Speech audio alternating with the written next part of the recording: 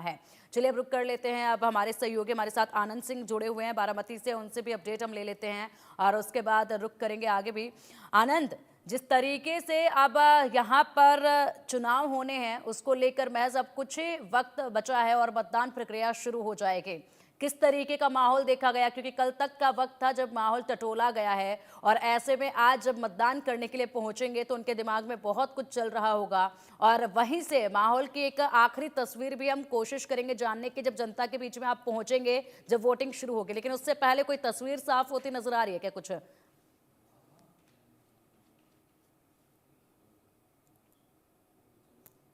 में माहौल जो रहा चुनाव से पहले जब कैंपेनिंग चल रही थी तो काफी टेंस माहौल रहा है और लोग भी यहाँ पर वो ज्यादा बोलने से कतरा रहे थे। जब हम उनसे लगातार बात कर रहे थे कि आखिर जो हवा है महाराष्ट्र में, पॉलिटिकल हवा है, वो आखिर किस तरह जा रही है, क्योंकि जिस हिसाब से लोकसभा के चुनाव में महायुति को करारी शिकस्त झेलनी पड़ी थी महाराष्ट्र में, जहां उनकी सीटें घट गई थी और 17 सीटों पे वो आकर सिमट गई थी, वहीं महाविकास आघाड़ी को उस समय क्लियर एज था लोकसभा चुनाव में जब इन्होंने 31 सीटों पर विजय दर्ज किया था। सबसे बड़ा अगर चैलेंज किसी को फेस करना है तो वो है अजीत पवार और एकनाथ शिंदे। अजीत पवार की पार्टी जो है लोकसभा के चुनाव में उन्हें इस बार सिर्फ 1 सीटें मिली थी और महायुति के सबसे कमजोर कड़ी के तौर पे उन्हें देखा गया था। वहीं जो शरद पवार की एनसीपी है उसने भी अच्छा प्रदर्शन किया और वहीं शिवसेना यूबीटी जिनके 5 एमपी चले गए थे एकनाथ शिंदे के साथ, तो उन्होंने भी 9 सीटों पे जीत दर्ज की। तो ऐसे में जो प्रदर्शन रहा है महाविकास आघाड़ी का लोकसभा चुनाव में वो उसको इस चुनाव में रिपीट करना चाहेंगे।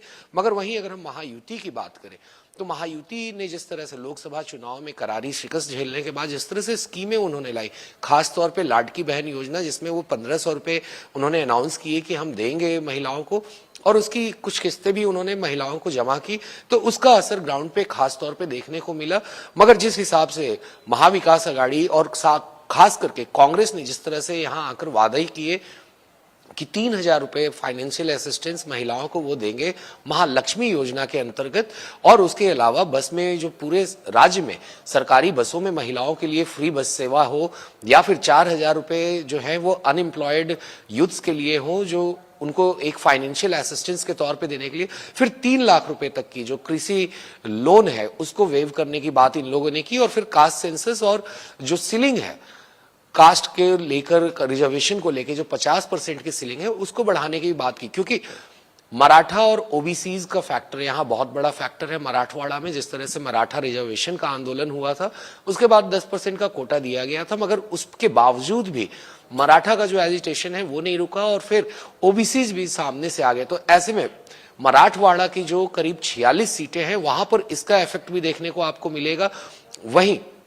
अगर हम बात करें विदर्भा में, तो विदर्भा में किसानों का मुद्दा बहुत बड़ा है, क्योंकि ज्यादातर किसान वहां से आत्महत्याएं करने की रिपोर्ट्स काफी आती रही हैं, कॉटन फार्मर्स हैं उधर पे, तो इस वजह से किसानों का भी एक बहुत बड़ा फैक्टर है। और अगर हम पश्चिम महाराष्ट्र आ जाते हैं जहां पे करीब 70 सीटें हैं, तो 70 सीटों पे वो गढ़ कहा जाता है आपका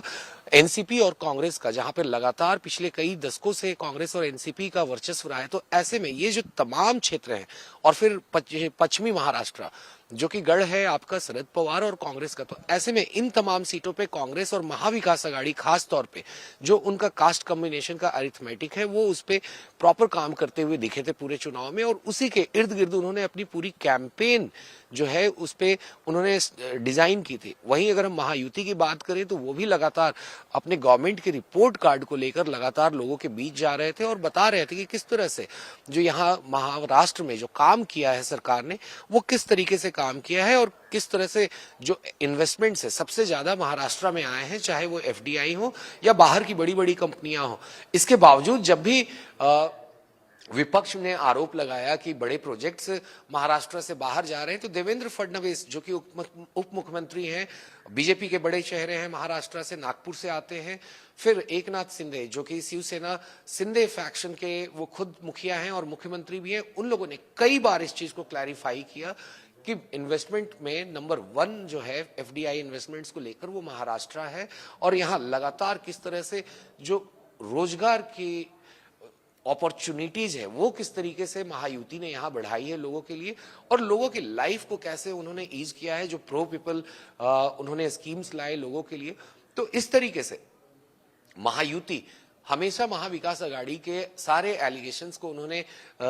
निराधार बताया, बेसलेस बताया और कहा कि ये सिर्फ एक तरह से फॉल्स नैरेटिव गढ़ने की बात है। वहीं कास्ट सेंसस की बात पे कांग्रेस ने हमेशा चैलेंज किया बीजेपी और महायुति को, खास तौर पे कि क्या उनका कहना है, मगर इस पे उन लोगों ने चुप्पी लगा के रखी और उन्होंने साफ तौर पे कहा कि ये जो रिजर्वेशन की सीलिंग बढ़ाने की भी बात है वो सुप्रीम कोर्ट में मामला लंबित है और इस पे लीगल रेमेडीज ही लेने का हो सकता है, उसके बाद ही जो कास्ट को यहाँ पे रिजर्वेशन देना है उसमें। तो सीधे तौर पे जिस तरह से महाविकास अघाड़ी का यहाँ पर चुनाव प्रसार रहा है तो वो कास्ट के इर्द गिर्द घुमा। वहीं योगी आदित्यनाथ की अगर हम बात करें तो जब यहाँ पोस्टर्स लगे थे बटेंगे तो कटेंगे, तो कहीं ना कहीं एक अपीजमेंट की पॉलिटिक्स का भी ये चार्ज लगा कि हिंदू वोटर्स को एक साथ लाने की बात की। और फिर जब प्रधानमंत्री आए तो उन्होंने एक है तो सेफ है का नारा दिया, जिसमें उन्होंने जो हिंदू वोटर्स, खासतौर पे जो इनके कोर वोटर्स थे जो लोकसभा चुनाव में इनसे अलग गए थे, तो उनको एक साथ लाने की उन्होंने बात की। और फिर राहुल गांधी पे भी उन्होंने प्रहार किया था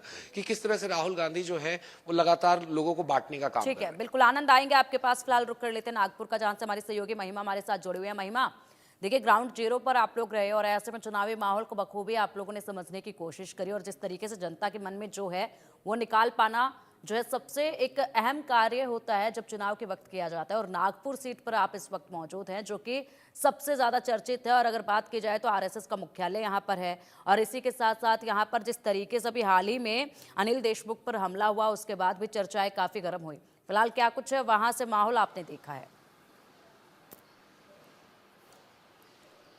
पिंकी, देखिए बिल्कुल सही कहा आपने, क्योंकि अगर हम आज की बात करते हैं तो महाराष्ट्र के लिए अपने आप में बहुत महत्वपूर्ण दिन हो जाता है, क्योंकि 288 सीटों की यहाँ पर लड़ाई है, जहां पर एक तरफ महायुति है तो वहीं दूसरी तरफ महाविकास अघाड़ी है। अब क्यों डिफरेंसेस? क्योंकि आपने कहा नागपुर अपने आप में अहम हो जाती है, क्योंकि कई ऐसी प्रोमिनेंट सीट्स है जब महाराष्ट्र की बात आती है जिस पर सभी की नजरें है। लेकिन जब हम नागपुर की बात करते हैं तो नागपुर अपने आप में अहम हो जाती है। क्यों? क्योंकि पहला ये आरएसएस का गढ़ है और दूसरा अगर हम नागपुर साउथ वेस्ट की बात करते हैं तो देवेंद्र फडणवीस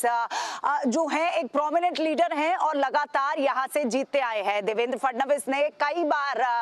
जब वो एमएलए रहे हैं कई बार ऐसे बड़े नामों को, चाहे वो कांग्रेस के हो या ऑपोजिशन के हो, हराया है। लेकिन अब सबसे अहम और कड़ी टक्कर यहां पर जो देवेंद्र फडणवीस की देखने को मिलेगी वो कुणबी की देखने को मिलेगी। क्योंकि मैं आनंद को सुन रही थी, लगातार वो कह रहे थे कि किस तरीके से जब बात आती है महाविकास अघाड़ी की तो मराठा रिजर्वेशन जो है वो दोनों ही साइड से, चाहे वो महायुति हो, चाहे वो भारतीय जनता पार्टी हो या महाविकास अघाड़ी हो, इन दोनों ने ही मराठा रिजर्वेशन की बात की थी। अब लोकसभा की अगर हम बात करते हैं पिंकी, ये समझना बहुत जरूरी हो जाता है, क्योंकि अगर हम विधानसभा की बात करेंगे तो लोकसभा में किस तरीके से भारतीय जनता पार्टी को लॉस हुआ था। जब मराठा रिजर्वेशन की हम बात करते हैं तो मराठा रिजर्वेशन के चलते ओबीसी का जो वोट बैंक था वो भारतीय जनता पार्टी के हाथ से खिसकता नजर आया था। लेकिन इस बार क्योंकि ओबीसी में 15 जातियों को शामिल किया गया है तो साधा गया है, तो किस तरीके से देखना होगा जब गृह मंत्री अमित शाह यहाँ पे आए, प्रधानमंत्री नरेंद्र मोदी यहाँ पर आए, योगी आदित्यनाथ यहाँ पर आए, किस तरीके से सभी ने अपने अपने पक्ष को यहाँ पे रखा, अपनी अपनी बातों को यहाँ पे रखा, सेंटर्स की स्कीम को यहाँ पर रखा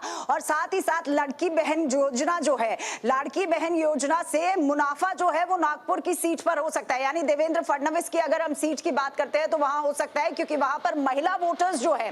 वो मेल वोटर्स से यानी पुरुष वोटर्स से बहुत अधिक है। तो अब ये कहा जा रहा है कि नैया जो है वो पार लगाएंगी तो महिला लगाएंगी देवेंद्र फडणवीस की। तो देखना होगा, अभी दिन की शुरुआत होगी कि लोग जब निकलेंगे घर से वोट करने के लिए तो किन तमाम मुद्दों पे करेंगे, क्या डेवलपमेंट का मुद्दा रहेगा। क्योंकि आनंद ने कहा था कि जिस तरीके से ऑपोजिशन लगातार आरोप लगाता आ रहा है इन्वेस्टमेंट की, अगर हम बात करते हैं कि इन्वेस्टमेंट महाराष्ट्र से निकलता नजर आ रहा है, तो वहीं देवेंद्र फडणवीस ने साफ तौर से, जो कि उप मुख्यमंत्री है और कई नेताओं ने महायुति के कहा है कि नहीं, सबसे बड़ा हब बना है इन्वेस्टमेंट का महाराष्ट्र। लेकिन साथ ही साथ क्योंकि कल का विषय अगर हम देखें तो कैश फॉर वोट का मुद्दा जो है वो राजधानी दिल्ली में गर्म होता नजर आया। हालांकि महाराष्ट्र में पहले तावड़े पर, जो कि जनरल सेक्रेटरी हैं भारतीय जनता पार्टी पर, उन पर इल्जाम लगाती नजर आती है महाविकास अघाड़ी की किस तरीके से कैश फॉर वोट का मामला चल रहा है। तो वहीं शाम को सुधांशु त्रिवेदी से लेकर जितने भी भारतीय जनता पार्टी के नेता है वो प्रेस कॉन्फ्रेंस करते हैं और सुप्रिया सुले से लेकर नाना पटोले तक किस तरीके से जो कॉन्वर्सेशन हुई है ठीक है। अधिकारियों के साथ उसको एक पब्लिक प्लेटफॉर्म पे रख देते हैं। तो जहां जो अगर राजनीति देखी जाए पिंकी तो गर्माती नजर आ रही है अभी भी। जो राजनीति है यहाँ पर अगर हम महाराष्ट्र की बात करते हैं 288 सीटों की बात है तो गर्मा गर्मी जो है अभी भी यहाँ पर माहौल में देखने को मिल रही है पिंकी। बिल्कुल बिल्कुल।